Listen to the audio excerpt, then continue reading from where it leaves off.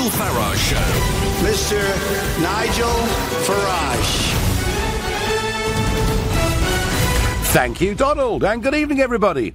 Well, in response to the ultimatum that's been delivered to us from the European Union, I know, I'm sorry, it's Brexit again, but we simply can't get away from it, and I promise you, this is the last time we're going to discuss what Britain's divorce bill should be for some weeks, but we've been told, have we not, by Mr Barnier and Mr Juncker and Mr Tusk, not one of them, of course, elected. We've been told by all of them that we have to cough up a lot of money. We have to let them know by the 1st of December whether we're meeting their demands or, when it comes to the big leaders' summit on the 14th and 15th of December in Brussels, they won't allow a discussion about any future trade deal. Well, in response to this, the Prime Minister has met this afternoon with her Brexit War Cabinet. So it's been the Prime Minister, Damien Green, yeah, he's still there, Philip Hammond, Amber Rudd, Boris Johnson, David Davis, Liam Fox, Greg Clark, Michael Gove and Gavin Williamson. And they've been tucked away in Downing Street this afternoon discussing what to do. Not a word so far has come out of the meetings, but the Chancellor, Philip Hammond, did indicate before the meeting that the government was on the brink of unblocking the Brexit negotiations, and that, it would seem, means that we're on the verge of upping by a further 20 billion euros the amount we're prepared to pay before we even enter into negotiations. And already there are some rumblings. Henry Smith, Tory MP for Crawley, has said, as Germany struggles to form a government, now is not the time for the UK to offer more money than our obligations that are due. Robert Halfon, a Conservative MP, said that the public would go bananas if the UK offered more than 40 billion euros. And our old friend on this show, Peter Bone, said he wouldn't pay as much as £1 to leave the European Union. So, the question that I'm asking you is very simple. Will you put up with a Brexit bill if it's 40 billion or more? If, like me, you think it's outrageous, unnecessary, and we should not even be contemplating paying this sum of money, then call me on 0345 6060 973. Maybe you view the European Union as being very greedy and very bullying, in which case text to 84850, or perhaps you think, frankly, we have no alternative, in which case you can tweet using the hashtag Farage and LBC at LBC, and you can watch me live on Facebook from here in London and comment there too. My view on this, really very straightforward. Let's have a quick look at the European Union today, shall we? Germany in crisis. Merkel unable to form a government and perhaps another election coming soon. France, support for Macron. The great new hope for French and European politics collapsing as people are defecting away from his party already. In Italy, a recent election in Sicily saw Berlusconi and the Northern League, between them, both quite Eurosceptic parties, get 75% of the vote between them. In Poland, we're on the verge of the European Union taking sanctions against Poland for changes they've made in their judicial system. In Spain, with Catalonia, we see a country with its biggest constitutional crisis since the Spanish Civil War in the 1930s. In Hungary, we have a premier who is attacking the European Union and its migrant policy in a language we've never heard from a European leader. And recent elections in Austria and the Czech Republic saw the Eurosceptic right surge forward. I mean, so much so that the Czech Republic now has a billionaire businessman as their new premier. And I could go on with country after country. Sweden, for example, where a political party with a very extreme far-right history is now leading the opinion polls. Everywhere I look, I see opposition to the European project growing. I see a European Union that I think is in deeper crisis right now than it's ever been. And in the face of that, apparently the Prime Minister is contemplating, having blinked already in Florence and promised up to 20 billion, she's contemplating double that amount of money. None of this was mentioned in the general election, was it, that we had just 5 months ago. I think the whole thing is wholly unacceptable. And I've got Phil from Basildon, who's a new caller to the show. Phil, will you, as a member of the public, put up with a bill of this size, or do we have no option? Good evening, Mr. Farage. Good evening. Honoured to speak to you. Well, that's very sweet of you. Would just like you to tell us if you've got an opinion. Is there any politician left in the Conservative Party with a backbone that can say no to these people? That is actually an extremely good question, and I'm actually stumbling for an answer. Well, look, there are plenty of people on the backbenches. I mentioned Peter Bone already. Jacob Rees-Mogg, of course, thinks this is a wholly unacceptable bill for us to pay. So, yeah, there are people out there with backbone. What gets me, Phil, is this Prime Minister, in her Lancaster House speech, if you remember, back in January of this year, and I sat and listened to it. I listened to what she said. I listened to the determination that appeared to be in her voice, and Phil, I praised her to the rooftops on this show that evening, but frankly, with first contact with the enemy, she's failed, hasn't she? She's gone down the slopes. She's off-piste. She is going down and down. I worked all my career for a German car manufacturer. Yep. And I know, and I told everybody at the start of this, on the Friday when we voted to come out, they will be quaking in their shoes. Of course, because this market matters to them, doesn't it? Market. Yeah. Yeah. And yet nobody has covered up on this or even got really much of a mention in the papers. And even a few weeks ago I heard on your programme a chap saying that they're insolvent in Brussels. Yes, that was one of their accountants who'd been fired recently for pointing out some inconvenient truths. No, Phil, that's right. I mean, Phil, do you see a Brexit divorce bill of any kind that would be acceptable? Can she not see that she's got all the bargaining power? No, she can't. No, she can't. She can't. So, Phil, let's just say that she does agree to this gargantuan figure of 40 billion. Do you think she could survive as Prime Minister, having offered that? I hope and pray she can't, and I will never vote Conservative again. Phil, you couldn't have been clearer. Thank you very much indeed. Paul on Facebook says, you helped start this lunacy, stop complaining. I didn't campaign for a Brexit divorce bill. I didn't campaign for terms like hard Brexit and soft Brexit. I certainly didn't campaign for transitional arrangements. I campaigned, Paul, for us to leave. Full stop. End of. Taking back control of our nation and our country. I'd love us to have a grown-up, sensible trade deal with our European neighbours, but they're the ones putting the obstacles up. Steve says 40 billion is 35 billion too much. Well, Steve, a little bit of polling on this. So YouGov, in September, did some extensive polling asking the public what were they prepared to pay for us to leave the European Union. And it was found that a bill of 20 billion was deemed to be unacceptable by 63%.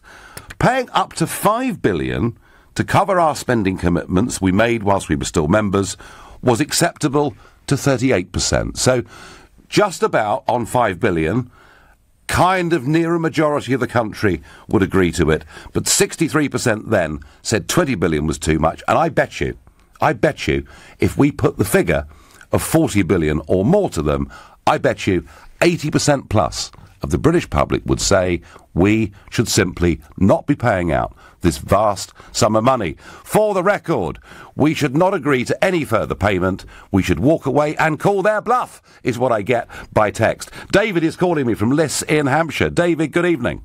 Good evening, Nigel. Nigel, if I take my car in the garage and the guy gives me a bill for £1,200 but says, I'm not going to tell you how it's calculated, but we want £1,200, well, anyone would complain about that. And it seems to me that I'd feel better. I mean, Mrs May, she offers 20 billion. No, that's not good enough. All right, then it's 40 billion. I mean, how do they calculate these figures? Well, David... You see, I'd feel happier with Mrs May if she said, well, you know, it's 6 billion for this, 7 billion for that, 200,000 for this, 300,000 for that. But it's always around billion, isn't it? David, I asked Barnier face-to-face in the European Parliament. I said, it seems to me you are plucking these figures out of the air, virtually at random. Can you please tell me how any of this is calculated? Answer there came none. And also, David, you may remember, I wrote to Monsieur Barnier after the three Remainers, Kenneth Clark, Nick Clegg, Lord Adonis, went to the Berlaymont building, went to his office, went for meetings, and I wrote to Barnier to say, I'd like to meet you, because I think you need to hear the voice of the 17.4 million people. And to date, we've been unable to even agree a meeting. So, David, I'm with you. This has been plucked out of the air at random. The trouble is that the Prime Minister in Florence blinked. She said we'd be prepared to pay up to 20 billion. And, David, my feeling is that if you show weakness to a bully, they come back for more. That's what I think. And now we've doubled it. Or we'll pay 40 billion. So why stop at that? Why not make it 45, 50? I mean, where the hell is the limit? Do you know something? I bet you, David, David, if we offer 40, they'll say they want 60. Yeah, absolutely. Of course they will. What would you do, David? Go on holiday. Well, apart from that, I mean, what would I do? Goodness, I accept. I can see the logic that we owe something for commitments that we've said that, in all honesty and all decency, we've agreed. But I just can't see where these £1 billion. That's £1,000 million. I mean, we just throw it away as a word. Oh, it's $1 billion. But that's £1,000 million. We're talking about 40 of them. Yeah, 40,000 million pounds we want. Yeah. We don't want 38,682,240,000. I know. David, I tell you what, if this goes to 40 billion, I wonder whether she could survive a vote in the House of Commons on this issue. I really, really do. David, I thank you for your call.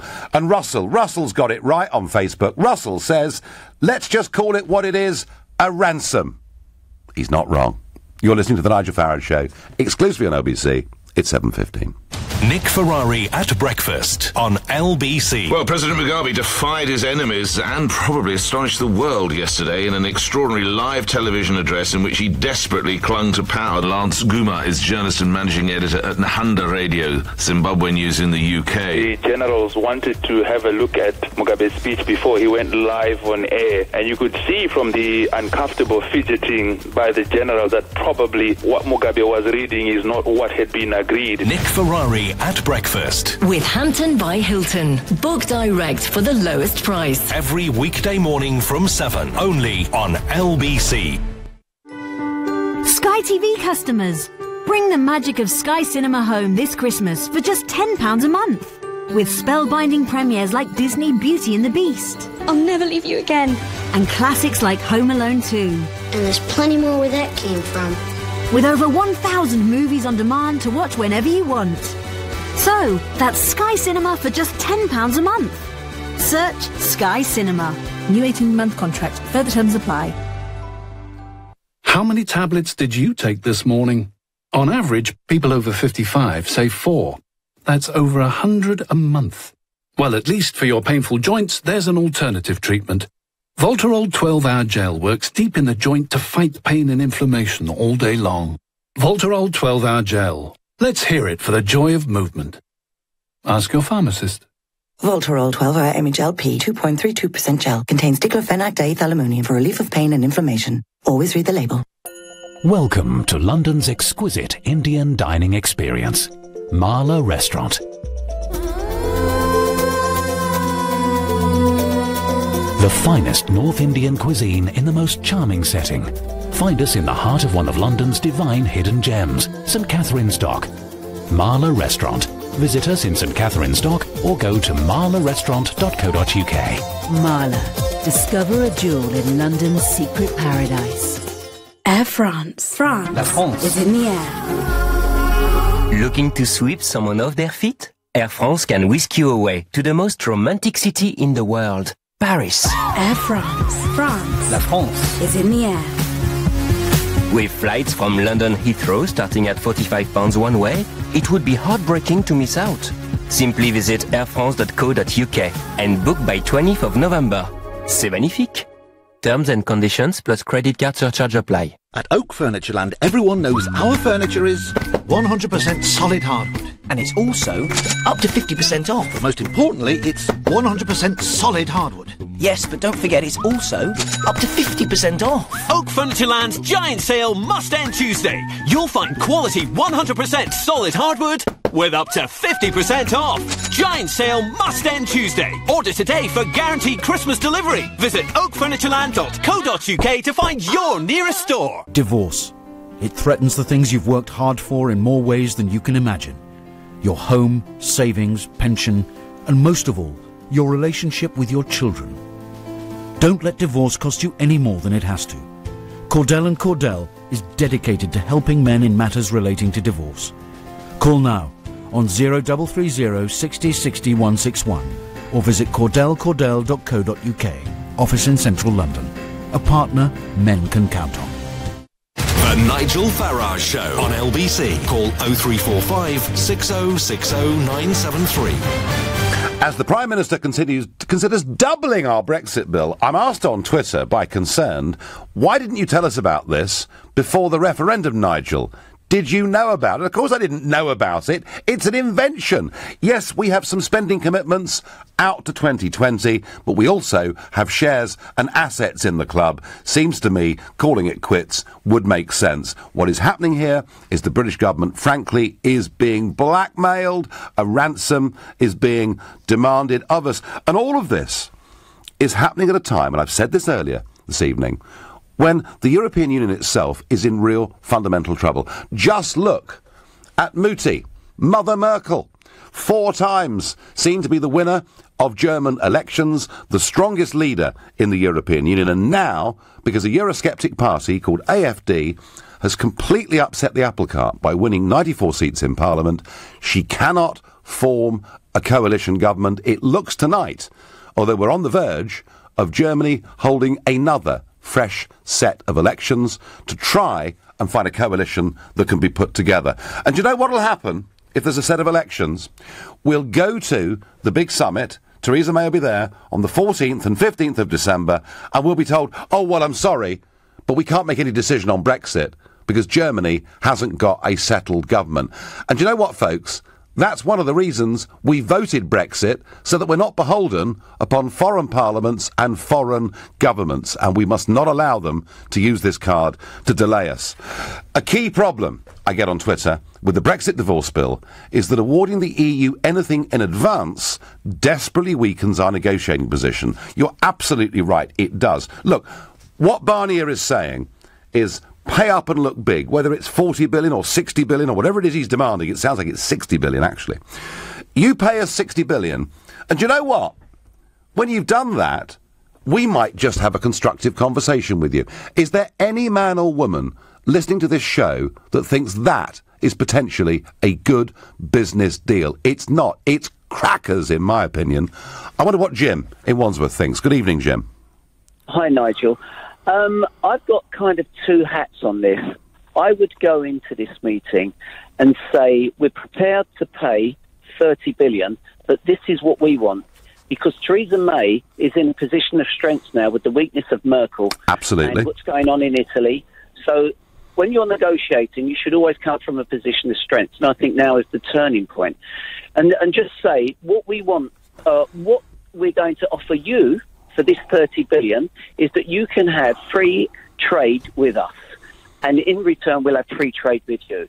We will give European travellers and people working in the UK equal rights that you can give UK citizens in Europe. So Jim, what you're saying is that you would be prepared to pay a large sum of money provided a deal was tied into it. The deal absolutely has to be tied into it. You don't offer money and get nothing in return. But that, Jim, is what we're potentially doing now, isn't it? Well, yeah, that's if we go in. Yes, you're absolutely right. We cannot do that. I'm sitting back here thinking, my goodness, it's as though they're like the apprentices on The Apprentice in front of Alan Sugar. They're a load of rubbish, you know. And each week somebody should say, "You're fired. You're fired. You're fired." Or, of course, in America, of course, it was Donald Trump, not Alan Sugar, wasn't it, in the same programme? Anyway, the other side of it would be to say to them, "Look, we've offered you this deal. if you don't want to, not us asking for a deal, this is what we're offering you. And if they don't take it, I would say that's the end of it. And then when Article 50 runs its time, say now we can start negotiating. But more, as importantly today, Nigel, the Telegraph said, and I'll quote it to you, Europe will reject a UK trade deal if Britain cuts EU red tape after Brexit. So this is after the possible 50, 60 billion. Warns listen to this is the one. Warns Michael Barnier. So they keep moving the goalposts. So they're saying that if we want to have a free trade deal afterwards, we won't be able to make our own laws in any area of our commercial life. They don't seem to understand, Jim, in Brussels, that we voted to leave. And leaving means we make our own laws. Jim, I am increasingly of the view that we are wasting our time with these people, that they don't actually want a deal. They want to string this out. They want it to be an agonising process. They actually think in Brussels, you know, that they will cause such discord amongst the political class in Britain that we'll change our minds on Brexit. That is what they think, Jim. Well, you're absolutely right. But I think when you're coming to negotiation, I wonder if any of these people dealing with Brussels have done big business deals. Oh, Jim. Come from a position of weakness. Jim, don't be silly. Oh, come on, do grow up, Jim. You don't actually think people in politics have ever worked in business, do you? Well, listen, they're doing deals with... They're doing... Well, listen, you're in a studio. What did you do before, Nigel? Hang on a second, Jim. I had a proper job. I worked for 20 years in the private sector, all right? No, I know you did. Well, the point I was trying to make is that you have a track record. That's my point. You've done business. You know how to negotiate. But some of these people come straight from university. They become secretaries or backup people or researchers for these MPs, and they have no knowledge of business. Some time ago, or some months ago, I met somebody who was on the negotiating team for the government. And when I spoke to him, I could not believe how naive he was. And I said to him, let me give you a few lessons on negotiation. And he said to me, do you know what, I'm going to take that on board. I swear to you. Where did you meet him, Jim?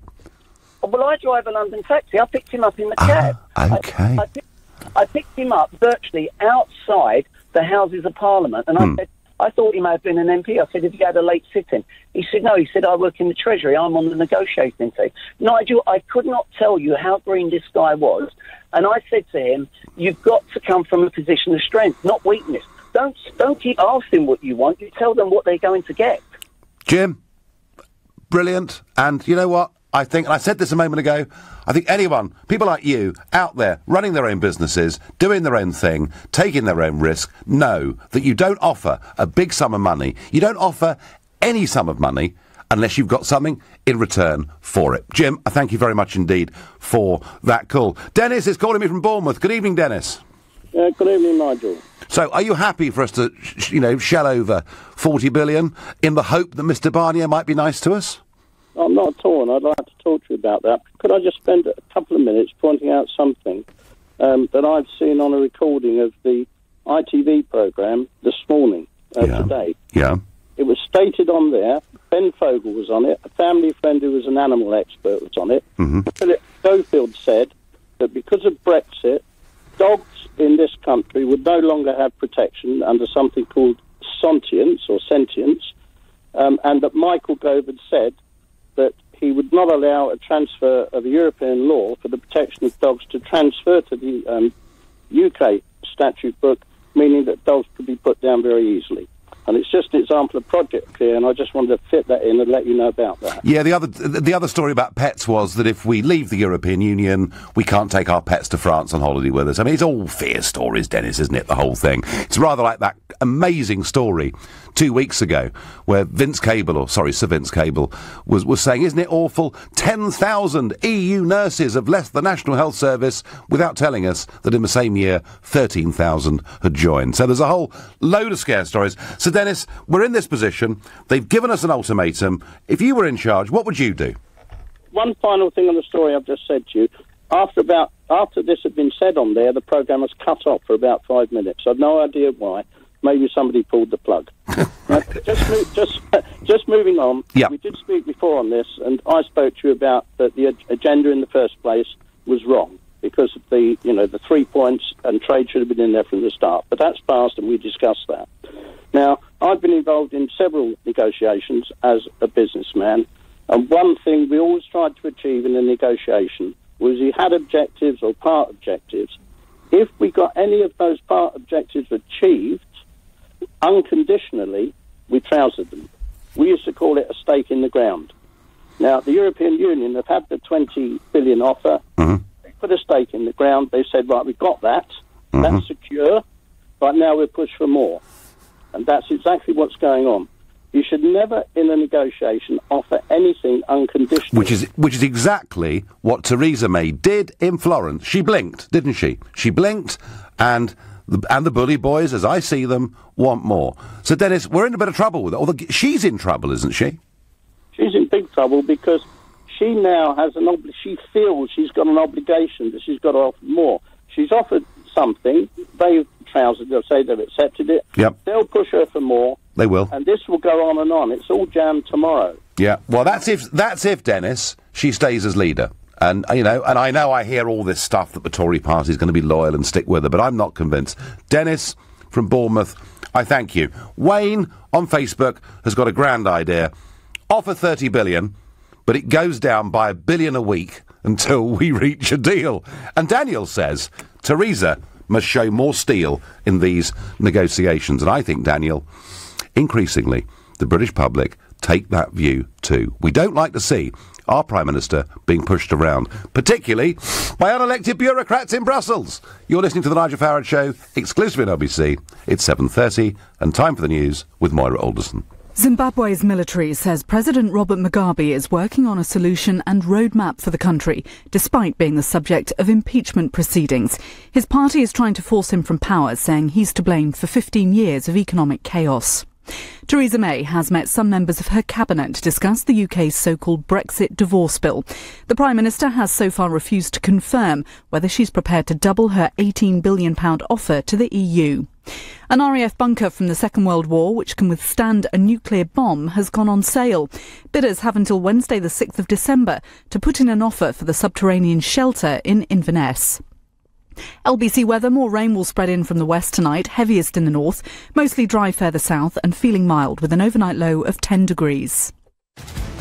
LBC travel on the M25. It's heavy clockwise from junction 30 for Lakeside across the QE2 bridge to junction 1A for Dartford, where there's a lane closed after an accident. That's causing delays of 20 minutes. In Haringey, the police have closed a lane northbound on Green Lanes at St Anne's Road. In town at Charing Cross Road and Cambridge Circus are due to be closed overnight for resurfacing, with work starting at 8 o'clock. And on the Tube, the Piccadilly line still has severe delays after a signal failure earlier. LBC Travel, I'm Mark Percy. This is LBC. At Carpetright, there's up to 50% off a choice of floors and beds, plus free underlay on carpets at $9.99 per square metre or more. Offers end Tuesday, 8 p.m. at Carpetright. T's and C's apply. Oh, I said, let's get a new kitchen, like I was getting a coffee. What was I thinking? Demolishing a room and making a new one? Who does this? And how am I an actual grown-up? Relax, relax. It's Trust a Trader. Just type in your postcode, what you need, and bam, local tradespeople appear. All who know what they're doing. For realsies. Oh, maybe I should get a new bathroom too. And a dress-up room. And a room for the kittens. Visit trustatrader.com. Glad I brought my scarf and gloves. Thinking ahead, Wilbur. Well, it's like getting home care from British Gas before winter catches you out. For only £12 a month, that's less than 40p a day. Your boiler's serviced every year, and if it still breaks down, we'll fix it. Plus, until the 4th of December, you get a gift card worth up to £50 on most home care products when you buy online. You brought the umbrella? Oh, thinking ahead. Not bad for a penguin. Stay a step ahead of winter. Search British Gas Home Care. Conditions apply. Cara, joining video conference. Hi, Cara. Wow, check out your tan. Thanks. I just got back from Greece. Oh, nice. So, tell me, do we have 50 of this dress? App says yes, but I'll double check. Yep, I'll send you some pics. Fab. Want to do more in less time? Unified Communications joins up your landlines, mobiles, desktops, laptops and tablets to improve productivity. The future is exciting. Ready? Search Vodafone Business. Terms and conditions apply. Sky TV customers, bring the magic of Sky Cinema home this Christmas for just £10 a month. Cozy up in front of your favourite classics, like How the Grinch Stole Christmas. Yes! With over 1,000 movies on demand to watch whenever you want. And get a new premiere every day, like Kong, Skull Island. That's a big one. So, that's Sky Cinema for just £10 a month. Search Sky Cinema. New 18-month contract. Further terms apply. 9 roll packs of quilted velvet toilet tissue are now only £3 at the Co-op. So it's time to make some room in the garage and stock up. Whoa, whoa, whoa, whoa, whoa, whoa! Watch the Britwork, fella. Another deal for you from the Co-op. Was £4.99, subject to availability. See participating stores for details. Offer ends 5th of December. At Oak Furnitureland, everyone knows our furniture is 100% solid hardwood. And it's also up to 50% off. But most importantly, it's 100% solid hardwood. Yes, but don't forget it's also up to 50% off. Oak Furnitureland's giant sale must end Tuesday. You'll find quality 100% solid hardwood with up to 50% off. Giant sale must end Tuesday. Order today for guaranteed Christmas delivery. Visit oakfurnitureland.co.uk to find your nearest store. Leading Britain's conversation. LBC, The Nigel Farage Show. As Prime Minister May considers doubling the contribution we're prepared to pay for Brexit, I'm asking you whether you find that sum of money acceptable. Thus far, few of you do. But before I get back to that, I've got a visitor with me this evening. I've got Governor Phil Bryant, Republican Governor from Mississippi. He's been on my show before. Welcome to London. Thank you, Nigel. So great to be back. Good to see you as always. I know that you're a very, very pro the British-American link. Absolutely. In terms of military and in terms of trade and everything else. And you were quite a cheerleader for Brexit, actually. We were. When it happened back in 2016. I knew how important it was going to be to not only Great Britain, but to the U.S. When you look at the negotiations and you see the attitude that's being taken by Brussels and the response from the British Prime Minister, do you have any thoughts on that? Sure. It's hard for Americans to grasp this. Apparently, Brussels still is trying to tell you, even after the vote by the people of Great Britain, that they're going to decide what Great Britain will do. And now there's this talk of how much ransom you're going to pay, and that's kind of like what it is. I mean, if you pay us enough, you're going to be able to leave. This is Great Britain.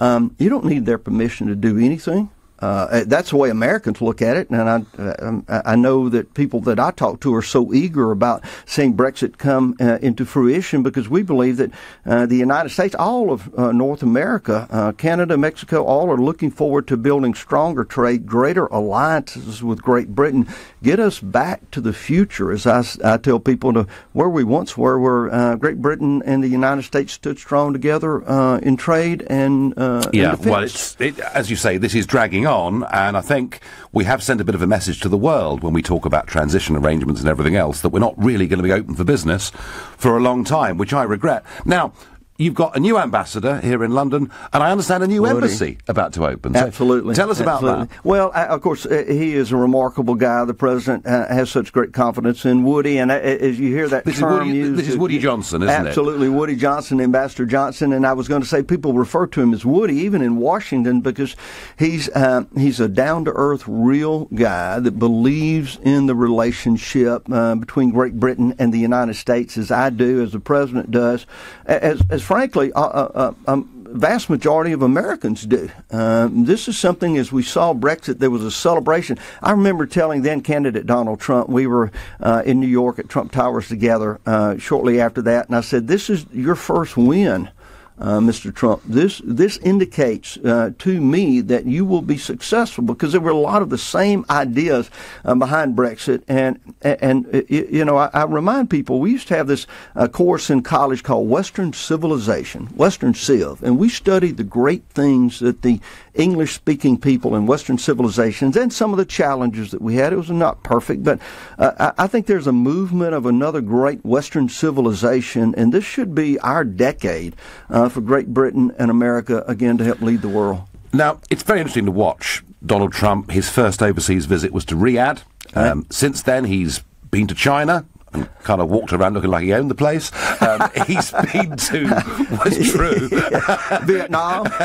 He's been everywhere. I mean, he even, President Macron, not a supporter of the Trump agenda at all, and yet on Bastille Day, Trump was the guest of honour, full state visit. He's been to Warsaw, had the same treatment, and yet, despite saying great things about this country, despite being pro-Brexit, despite being positive about trade, there's been no invitation at all to the President to come here on a state visit. Does he feel a bit insulted? I think he does. He would not say it because he is a gentleman, and you and I know, you and I have been around him. He's a big personality. When he walks into the room, if you've got your back to him, you can feel the air rushing out of the room as people say, there's the President, there's Donald Trump. But of course he would love to come over here. He'd love to meet the wonderful people of Great Britain, encourage them with a further relationship with the United States. And I don't understand. As you see him going, as I saw the children in China with just the sheer glee of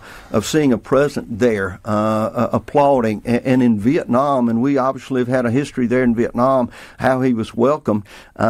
I think Europe's going to have to adjust to the fact that Donald J. Trump's going to be president for this term and hopefully another one, and he wants to work. I mean, the argument was that if he came to London, there'd be thousands of protesters, and that was a reason not to come. But, I mean, is he really put off by protesters? No, of course not. This president's not scared. It doesn't bother him at all. But I think what he probably is concerned about is how that would affect your city of London. I've told him, go outside of London. It doesn't mean you have to be in London. Yep. There's other wonderful places throughout Great Britain that you would have, I think, a really supporting crowd. It would be like going to New York or Los Angeles, one of our big cities, where the liberals are in charge. And a lot of times you see a decaying infrastructure, terrible crime problem, homelessness in these big cities because the Democrats have used that social engineering program to cause that. So I hope he certainly comes here. I think it'll be a great day for Britons, particularly outside of London. Well, it's kind of, it seems to me he may have visited the rest of the world before he comes here. And that's upsetting. So, I mean, obviously, I've been hopeful, Phil, for a trade deal between our countries. And I know that Brexit taking a long time is putting this off. But just talk a little bit about trade, a little bit about business. I mean, we're a year in. Or it's a year since he was elected, and hey, he's had some problems. Yeah. He's had some difficulties. Sure. He's had rebellions in his own party on Capitol Hill. You've got this special investigation, exposing one or two people who were part of a team in the early days of the campaign. I mean, is he going to get tax reform? He is. Through. Absolutely. And what a lot of people don't realize is what's happening on an international level as you see him travel. I've been to Saudi Arabia. I was at the UAE. I met with the Crown Prince there in Saudi Arabia. They love Donald Trump. They know Donald Trump represents a strong, determined leader for the West. They haven't seen that in a while, and so as I sat and talked with the Crown Prince that evening, and he said, if America will help, the United States will help us, we will defeat ISIS. We will defeat the Taliban. So Saudi Arabia is there. I was in India 2 weeks ago. A great support for the president. When I get outside of the United States... But he has to get support in Washington, doesn't he? He does. And, let's be fair, he really has had some problems with his own party. I think if you look at Great Britain, what happens. I mean, we have a lot of Democrats in very powerful positions, particularly in the House and Senate, and we have Republicans who are so nervous about this great change away from the establishment. They were comfortable. They all had great parking places and big offices. They had lots of money. They were imperial powers in Washington, D.C., And in came a businessman that said, we're going to stop all of that. We're going to start worrying about the people of the United States, the men and women in the middle class that need our help, that has not seen, we've not seen really economic growth in the last 8, maybe 10 years. And he came in like a whirlwind. Now we're at 3% growth. Job numbers are higher than they've ever been. In Mississippi, we're at 4.9% unemployment, lowest it's been in Mississippi's entire history. And as I travel the world, I see a world world leaders that believe in what this president is doing, and in fact are trying to emulate some of the ideas that he has in place. You're going to see a lowering of the tax rate from 35 to 20% very soon. The House has already passed that bill. I think the Senate will take it up. You're going to see a lot of reshoring of businesses that are coming from around the world back home again, and Mississippi is one of the areas that's happening in. He's been in 1 year. And what's the next big challenge for Trump? I mean, is it, in a way, is it reforming the Republican Party actually as big a battle as taking on the Democrats? It is, and what he's doing all of this at the same time. So he's trying to end Obamacare, and there's a provision in there that Leader McConnell put in that would stop the tax of people who are paying for Obamacare and do not wish to. He is trying to cut taxes in the U.S. He is getting rid of regulations. He is reaching out to countries all over the world. This man doesn't sleep. He doesn't stop. But his great challenge is to get people to understand that he's playing chess on a three-board level. And he is doing remarkable things all at one time, and he has every confidence in the world he's going to be able to accomplish those. Interesting. And finally, and something that's going to fascinate our listeners and people in this country, the Royal Commonwealth Society, established back in 1868, an organisation that reaches out to, the Commonwealth of Nations, 52 countries. 52 nations. Right across the world, with this common previous link with the British. But there's been, as I understand it, a Royal Commonwealth Society office has opened in the USA. Tell us about that. Absolutely. And Jackson, Mississippi, we will have an affiliate office of the Royal Commonwealth Society. When I came here, I believe it was last May, I met with Michael Lake, and we started talking about the Commonwealth and how I'd always looked at it as something that could be a great economic driver, because we've got 52 nations, and if we started working together, not only on education, we'll be tomorrow at Buckingham Palace on the Queen's essay competition.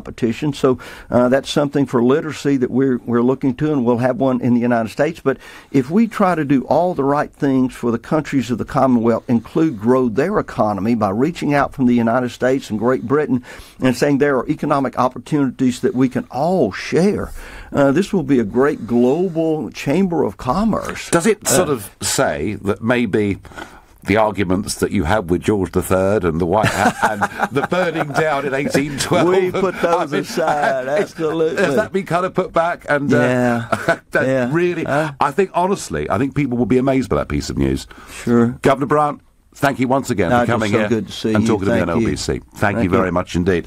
Well, there we are. The Royal Commonwealth Society in Jackson, Mississippi. Who would have believed it? You're listening to the Nigel Farage Show exclusively on LBC. It's 7:45. Coming up at 8 on LBC, Clive Bull. MPs are calling for a change in the law to prevent the mass exploitation of people like delivery drivers. But is this really a form of exploitation? Clive Bull on LBC. Here are the swallows, gathering to make the journey to Africa and glorious sunshine. And here's the Jones family, gathering at number 37, about to go into hibernation. Let's hope their boiler's in good shape, or it could be a miserable winter.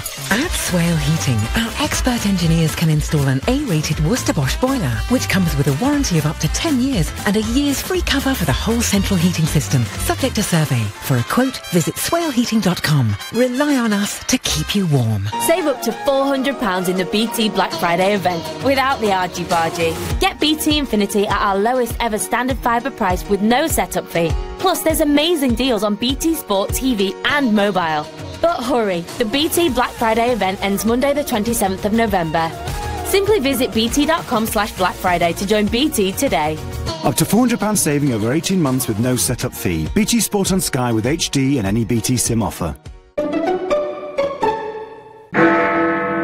To Galliard Homes for brand new London apartments from under £300,000. Westgate House is superbly located, just a 6-minute walk to the tube that has you in the West End in 21 minutes, which is roughly the same time it'll take you to drive to Heathrow. There are exclusive on-site facilities, rarely available to buy in a London development at these prices, such as 24-hour concierge, co-working space, a private screening room and health club. To live the London lifestyle from just £300,000, come to Westgate House, Westgate, Ealing, London, W5. Call 0203 770 6300 or visit GalliardHomes.com. That's GalliardHomes.com. Galliard, getting Londoners on the ladder. The binder's broken again, and it's so slow and awkward. Binding will always be a bind with a budget machine and supplies that aren't really up to it in the first place. Talk to Single Source Binding Machines. Their precision German-made binding machines are built to last for superbly bound documents every time, quickly and reliably, complete with free lifetime maintenance. Call 0207 515 0539. Exclusions apply. Lifetime maintenance based on purchase of supplies for the product's lifetime. Oh, I said, let's get a new kitchen, like I was getting a coffee. What was I thinking? Demolishing a room and making a new one? Who does this? And how am I an actual grown-up? Relax, relax. It's Trust a Trader. Just type in your postcode, what you need, and bam, local tradespeople appear. All who know what they're doing. For realsies. Oh, maybe I should get a new bathroom too. And a dress-up room. And a room for the kittens. Visit trustatrader.com. At Carpetright, there's up to 50% off a choice of floors and beds, plus free underlay on carpets at $9.99 per square metre or more. Offers end Tuesday, 8 p.m. at Carpetright. T's and C's apply. The Nigel Farage Show. Text 84850. If our divorce bill doubles to 40 billion, is it acceptable to you? David on Facebook says, I suspect, or rather I hope, that May is playing a clever game here. Well, David, if she is, I can't see what it is, because we'll be making an offer in the hope they'll have constructive trade agreements with us. And yet, as a caller mentioned earlier, Barney is already saying that to have a trade agreement, we would have to keep exactly the same rules and regulations as all the other European Union members. We shouldn't pay a bean for that. Surely the whole point of leaving is the ability to make our own laws and perhaps become a bit more competitive. At least that's what I would have thought. Patrick in Battersea is my next caller. Should we pay 40 billion, Patrick, or should we put it up to 60 perhaps in a few weeks' time? Pay the 40 billion. Just pay it, yeah? Yeah, just pay it. We've got no hope of, having any connection with the EU if we don't. Because if we don't pay it, what's going to happen to our standing in the world? We're just going to get taken to court. We're going to have a... No. We will be defaulting on a debt, pretty much. No, well, there is no debt in writing of any kind at all. There is a spending commitment, Patrick, I grant you, out to the end of 2020, which, incidentally, I've always argued that bit of it we should honour, but we should net it off against our assets. But, Patrick, if she goes for 40 billion, let's say, what happens when nice Mr. Barnier says, well, that's jolly good? And I really think the British are being terribly constructive. All they now need to do is to make it 60 billion, and we'll start talking. What do we do then? I don't know. The problem we have is we have no cards to play at all. At all. Well, we do actually. We do actually, because we import £70 billion worth of goods more every single year from them than the other way around. That's quite a powerful card. You know, the fact that there are millions of people in Europe who manufacture products that we buy, that's quite a powerful card, isn't it? Nigel, I travel to and from Europe very, very frequently bringing goods. Yeah. Right? Let me tell you, we do not compete with the 28 other states that send us stuff. We need them more than they need us. Let me tell you that from now. Because if we walk away, particularly if we walk away without a deal, our trucks go nowhere. Our planes go nowhere. So how does the rest of the world cope, Patrick? How do trucks go around the rest of the world? How do aeroplanes go from Canada to the United States of America? I mean, it works everywhere else. Nigel, they have agreements to fly over airspace. Yeah. The morning after we walk away with no deal, if that should happen, we don't fly any planes over Ireland, over France, over any European country. Do you really believe that? Do you really believe? Absolute fact. Do you really believe? So, check it. So they'll allow China to fly planes over their airspace. They'll allow every country in the world, maybe not North Korea, but they'll allow every country in the world to fly over their airspace, and yet their biggest trading partner in the world, they would say you can't fly our aeroplanes over our space. Nigel, we're not their biggest trading partner in the world. The problem we have is that those countries would have had an agreement to fly over EU space. We would not, in that case. That's the point I'm trying to make. But don't you think, at the end of the day, Patrick, you know, politics and business, that actually businesses and pragmatism, human beings get things done, don't they? Really? You looked at Zimbabwe recently? Well, I think we should hang our heads in shame, Patrick, over Zimbabwe, because, frankly, we allowed a lot of that to happen. But human beings get things done. I mean, you're painting this vision that if we don't cough up, pay up, that somehow aeroplanes won't fly, trade won't continue, we will just be a country that is not part of political union, and life will go on. And there may be a couple of inconveniences. We may have a tariff issue. But hey, you just heard, I mean, albeit, you know, a very strong friend and supporter of President Trump's, but there is, you know, a senior US politician telling us they're desperate to have a trade deal with us. And I've heard much the same from Japan, heard much the same from Australia. I mean, there are lots of other opportunities, surely, Patrick, out there. Yeah, I give you Bombardier on that point and what they did to us with that. Well, doesn't that just show doesn't that absolutely highlight why we need to have a deal? No, it highlights what America will do to us. Well, America will do what is best for them, not best for us. Right. So Europe, the Americans. So Europe will do what's best for us, will they? Europe will do what's best for themselves.